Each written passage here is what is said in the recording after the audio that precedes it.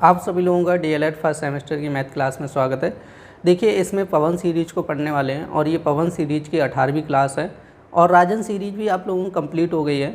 जिन लोगों ने नहीं देखी वो लोग यूट्यूब पर प्लेलिस्ट में जाकर देख सकते हैं। तो ज़्यादा टाइम ना वेस्ट करते हुए देखते हैं आज की क्लास का जो फर्स्ट क्वेश्चन दिया गया वो क्या दिया गया। तो देखिए, फर्स्ट क्वेश्चन क्या कह रहा है, एक साइकिल के पहिए में कह रहा है 36 तीलियाँ हैं, तो आसन्न तीलियों के बीच का कोण ज्ञात कीजिएगा। जैसे आपका साइकिल का पहिया है और उसमें कह रहे हैं कि कितनी तीलियाँ हैं, ऐसे करके 36 तीलियाँ हैं, ठीक है। तो हमसे कह रहे हैं कि दो तीलियों के बीच में कोण ज्ञात कीजिएगा। तो आप लोग सबसे पहले ये ध्यान रख रहे हैं, जो साइकिल का पहिया होता है वो कैसा होता है, वृत्ताकार होता है। तो यहाँ पे लिखना है साइकिल का पहिया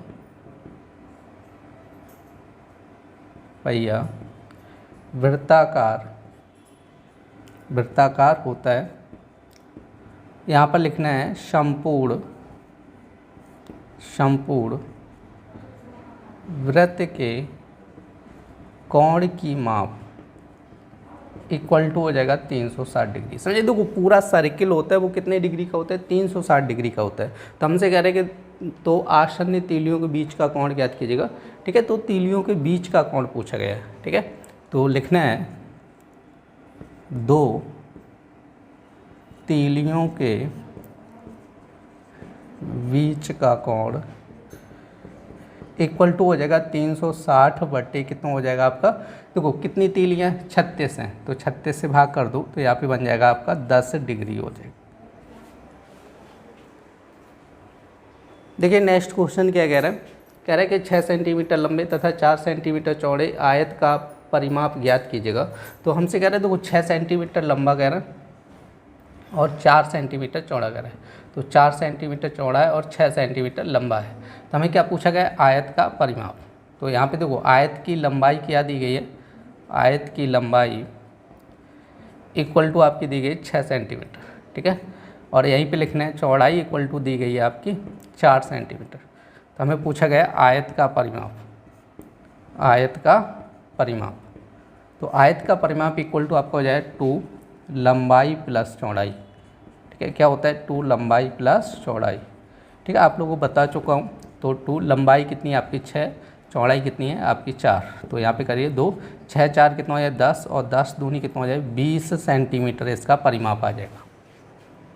देखिए नेक्स्ट क्वेश्चन क्या कह रहा है, कह रहा है कि एक आयताकार गत्ते का क्षेत्रफल कह रहा है 117 वर्ग सेंटीमीटर है, तो इसकी लंबाई कह रहा है 13 सेंटीमीटर। तो गत्ते की चौड़ाई ज्ञात कीजिएगा।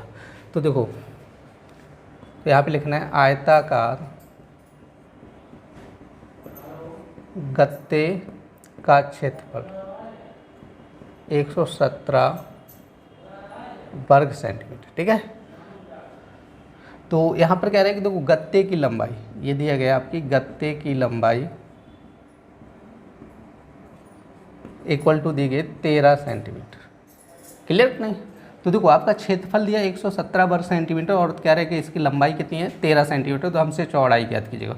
तो सबसे पहले हम लोग फार्मूला लगाएंगे, आयत का क्षेत्रफल इक्वल टू क्या होता है, लंबाई गुणे चौड़ाई, ठीक है। आप लोग फार्मूले याद कर लीजिएगा, जिन लोगों को नहीं याद है वो लोग। तो देखिए आयत का क्षेत्रफल कितना दिया गया आपका 117 दिया, लंबाई कितनी दी 13, हमसे क्या पूछा गया चौड़ाई, ठीक है। तो हमें यहाँ पे चौड़ाई निकालनी है, तो 13 इधर जाएगा बटे में, तो यहाँ पे लिखना है चौड़ाई इक्वल टू 117 बटे 13। अब भाग करेंगे तो कितनी बार जाएगा 9 बार, तो इसकी चौड़ाई आ जाएगी 9 सेंटीमीटर। देखिए नेक्स्ट क्वेश्चन क्या कह रहा है, कह रहा है कि 5 सेंटीमीटर भुजा के वर्ग का परिमाप ज्ञात कीजिएगा। 5 सेंटीमीटर भुजा का वर्ग दिया गया। वर्ग का मतलब क्या होता है, जिसकी सभी भुजाएं कैसी हों, बराबर हों, मतलब सभी भुजाएं आपकी 5 सेंटीमीटर होंगी, ठीक है। तो यहाँ पे लिखना है वर्ग की भुजा बराबर कितनी दी गई 5 सेंटीमीटर। हमें पूछा गया वर्ग का परिमाप। तो वर्ग का परिमाप क्या होता है, 4 गुणे भुजा हो जाता है, समझे। तो 4 गुणे भुजा कितनी दी गई 5, तो 5 गुणे 4 करेंगे तो 20 सेंटीमीटर। तो इसका परिमाप हो जाएगा 20 सेंटीमीटर। देखिए नेक्स्ट क्वेश्चन क्या कह रहा है, कह रहे कि दी गई, कह रहे कि ABCDEA आकृति का कह रहे परिमाप दिया है 14.28 सेंटीमीटर है। कह रहे जिसमें AB बराबर आपके दी 3.5, BC बराबर 3.8 और DE बराबर 2.3 और EA बराबर कितना दिया 2.05 दिया गया। कह रहे वक्र CD की माप ज्ञात कीजिएगा। तो देखिए ये आकृति आपकी दी गई, तो इसका परिमाप कितना दिया गया, देखो परिमाप दे रहा है इसका आपका 14.28 सेंटीमीटर। क्लियर नहीं। और आप लोगों को पता है ना परिमाप क्या होता है कि सभी भुजाओं की लंबाई को क्या बोला जाता है, परिमाप बोला जाता है। तो इसका परिमाप क्या होगा, सभी भुजाओं की लंबाई को जोड़ लीजिएगा। जैसे क्या हो जाएगा AB प्लस क्या हो जाएगा BC प्लस क्या हो जाएगा CD हो जाएगा प्लस DE हो जाएगा प्लस क्या हो जाएगा EA हो जाएगा और इक्वल टू कितना दिया 14.28। अब देखो सभी भुजाओं की यहाँ पे लंबाई दी गई है। AB का मान 3.5 और BC का मान 3.8 और हमसे CD का मान पूछा है तो इसको ऐसे ही लिखा रहने दो। DE का मान 2.3 और EA का मान 2.05 इक्वल टू हो जाएगा 14.28। क्लियर नहीं। अब हम लोग क्या करें, देखो इसको आप ऐड कर लीजिएगा पीछे रफ पेज पर। तो आपको प्लस करना है 3.5 और 3.8 और 2.3 और ये हो जाएगा 2.05। ठीक है, तो यहाँ पे आएगा 5, 8 5 13 और 3 16 हो जाएगा, 1 3 3 6 और 1 7 तो 9 2 11। तो ये आ जाएगा आपका देखो CD प्लस 11.65 इक्वल टू कितना है 14.28। क्लियर कि नहीं। तो हमसे CD का मान चाहिए तो ये वैल्यू उधर जाएगी, तो ये हो जाएगा CD इक्वल टू आपको हो जाए 14.28 माइनस कितना हो जाएगा 11.65। समझ आया कि नहीं। क्योंकि आपका ये 11.65 उधर जाएगा तो कैसे हो जाएगा माइनस को हो जाएगा। तो अब आप लोगों को क्या करना, तो इसको भी रफ पेज पे कर लेना पीछे कि आपको 14.28 में से कितना घटाना है 11.65 घटाना है। ठीक है, तो देखो 8 में से 5 गया 3 बचेगा, 2 में से जाएगा नहीं हासिल 12 हो जाएगा, 12 में से 6 गया कितना बचेगा आपका 6 बचेगा और यहाँ पर बचेगा 3 में से 1 गया 2। तो ये बन जाएगा आपका 2.63 हो जाएगा CD और ये लिख लेना सेंटीमीटर। देखिए नेक्स्ट क्वेश्चन क्या कह रहा है, कह रहे कि किसी बहुभुज की समस्त भुजाएं समान हो। कह रहे सब बहुभुज की सभी भुजाएं कैसी है समान हो, तो कह रहे उसमें सम बहुभुज कहते हैं। तो उसे क्या कहते हैं सम बहुभुज कहते हैं। एक समषष्ठभुज की भुजा की माप दे रहा है आपकी 2.32।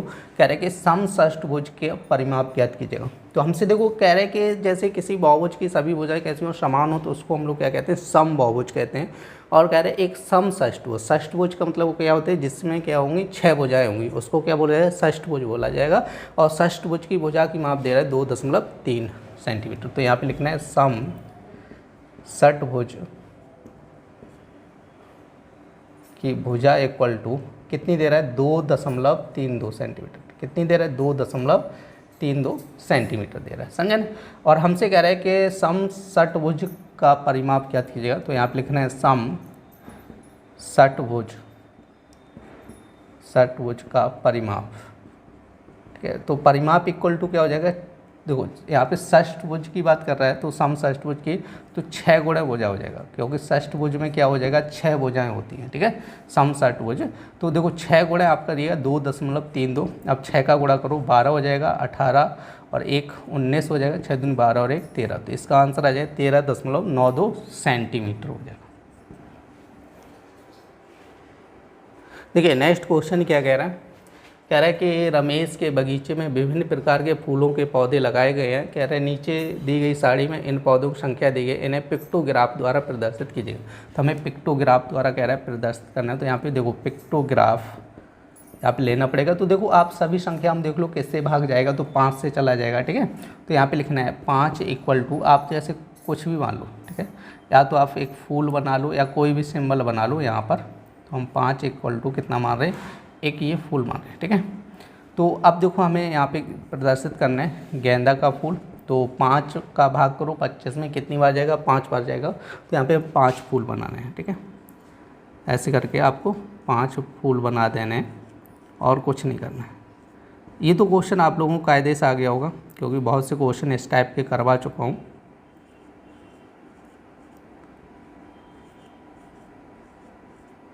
क्लियर कि नहीं। अब देखो हम यहाँ पे बात कर रहे हैं जूही। अब जूही में कितना कह रहा है 10 कह रहा है, तो 10 में अब 5 का भाग करो कितनी बार जाएगा 2 बार जाएगा। ठीक है, तो 2 फूल आपको ऐसे करके बना देना है।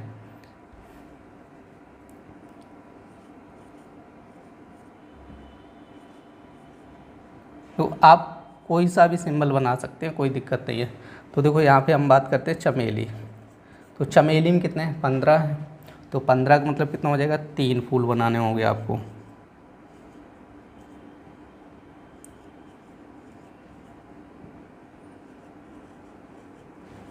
ठीक है, ऐसे करके। अब देखो उसके बाद बात करते हैं रजनीगंधा। वो रजनीगंधा में कितने हैं, 45 हैं। तो 45 में 5 का भाग करो, कितनी बार जाएगा, 9 बार जाएगा। ठीक है, तो 9 बनाने होंगे यहाँ पर फूल। तो आप लोग 9 फूल बनाने हैं।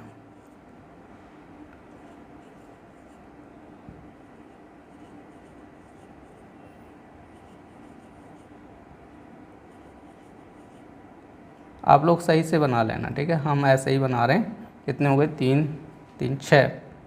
अभी 3 और बनाने हैं।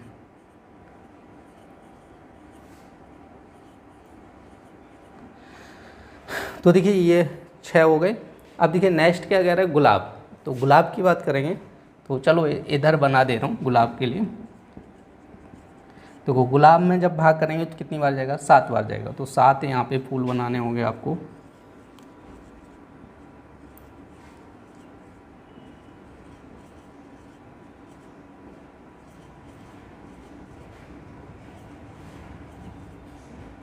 कितने हो गए, 3 2 5 और एक ये 6 और एक ये 7 हो गए। ठीक है, तो 7 फूल बनाए। तो ये क्वेश्चन आप लोगों का कंप्लीट हो गया। देखिए नेक्स्ट क्वेश्चन क्या कह रहा है, कह रहा है कि एक वृत्त की परिधि कह रहा है 22 मीटर है। तो कह रहा है वृत्त का क्षेत्रफल ज्ञात कीजिएगा। तो यहाँ पे लिखनी है वृत्त की परिधि इक्वल टू कितनी दी गई, 22 मीटर दी गई। ठीक है, तो यहाँ पर देखो वृत्त की परिधि जो 22 मीटर दी गई, और वृत्त की परिधि का फॉर्मूला होता है क्या, देखो वृत्त की परिधि इक्वल टू आपका होता है 2πr। क्या होता है, 2πr। अब देखो यहाँ पर परिधि कितनी दी गई, 22, और यहाँ पे 2 पाई का मान 22/7। इनको r निकालेंगे तो r बराबर कितना हो जाएगा, 7/2। तो देखिए इसकी त्रिज्या कितनी आ गई, 7/2 आ गई। तो वृत्त का क्षेत्रफल पूछा गया। क्या पूछा गया, वृत्त का क्षेत्रफल। तो वृत्त का क्षेत्रफल क्या होता है, πr²। तो पाई का मान होता है 22/7, r² हो जाएगा 7/2 गुणा 7/2। ठीक है, 2 वो 7 से 7 कैंसिल हो जाएगा, 2 से इसको काटो कितनी बार, 11 बार, और 11 गुणा 7 हो जाएगा 70/2, और ये हो जाएगा वर्ग मीटर। देखिए नेक्स्ट क्वेश्चन क्या कह रहा है, कह रहा है कि 7.2 सेंटीमीटर व्यास का एक वृत्त खींचे। तो हमसे कह रहे हैं देखो 7.2 सेंटीमीटर व्यास का एक वृत्त खींचे और इसकी त्रिज्या भी ज्ञात कीजिए। तो सबसे पहले व्यास दिया गया आपका, व्यास इक्वल टू कितना दिया, 7.2। तो यहाँ पे लिखना है त्रिज्या बराबर आपका हो जाएगा व्यास/2। ठीक है, व्यास की आधी क्या होती है, त्रिज्या। तो ये हो जाएगा 7.2/2। तो ये हो जाएगा 3.6। तो इसकी जो त्रिज्या आ जाएगी वो कितनी आ जाएगी, 3.6 सेंटीमीटर। समझा है। तो आप देखो 3.6 सेंटीमीटर का आप लोग क्या खींच दीजिएगा, वृत्त खींच दीजिएगा, और इसकी जो लंबाई होनी चाहिए वो होनी चाहिए 3.6 सेंटीमीटर। देखिए नेक्स्ट क्वेश्चन क्या कह रहा है, कह रहे कि पार्श्व चित्र में आयत की भुजाएं दी गई हैं। कह रहा है आयत का परिमाप ज्ञात कीजिएगा। तो यहाँ पर दी गई हैं, जैसे आयत की लंबाई इक्वल टू दी गई आपकी 9 सेंटीमीटर, और यहीं पे लिखना है आपको चौड़ाई इक्वल टू दी गई है 3 सेंटीमीटर। हमें पूछा गया आयत का परिमाप। तो आयत का परिमाप क्या होता है, लंबाई ऐसे होगा 2 कोष्ठक लंबाई प्लस चौड़ाई, 2 लंबाई प्लस चौड़ाई। क्लियर कि नहीं। तो ये हो जाएगा 2 लंबाई कितनी दी गई आपकी 9, चौड़ाई कितनी दी 3। तो 2 9 प्लस 3 कितना हो जाएगा आपका 12 हो जाएगा। ठीक है, तो 12 दूनी कितना हो जाएगा आपका 24, और ये हो जाएगा सेंटीमीटर। ये थी DLED फर्स्ट सेमेस्टर की मैथ क्लास। उम्मीद करते हैं आप लोगों को पसंद आई होगी। यदि पसंद आई तो कृपया लाइक करें और ज़्यादा से ज़्यादा शेयर करें, जिससे कि ज़्यादा से ज़्यादा लोग जुड़ सकें। फिर मिलते हैं ऐसी नेक्स्ट क्लास में, तब तक के लिए धन्यवाद।